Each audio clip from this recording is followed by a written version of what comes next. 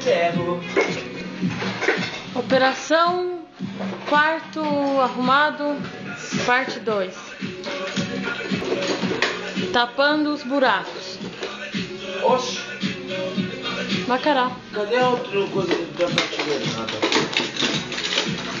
Ih, mas olha, agora a gente já trocou as camas. Eu sei, a minha cama sempre é mais bagunçada. Mas não é por causa que a gente desmontou o meu guarda-roupa e essas são todas minhas roupas jogadas. Eu vou estar com chulé. E eu tô com chulé. E o Dani comprou essa lâmpada e tá todo feliz que comprou esse abajur e não sei o que. E comprou um lençol pra cama dele e blá blá blá.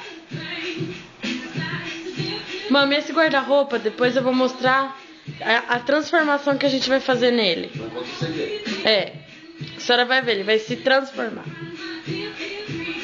Onde é que tá o alicate? O Dani ganhou um monitor. E a gente tem uma cadeira do McDonald's. Cadê o alicate? Ok. Agora eu preciso.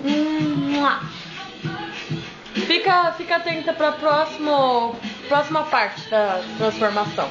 Nesse mesmo episódio. Nesse mesma hora, nesse mesmo canal. Dani, manda beijo pra mamãe.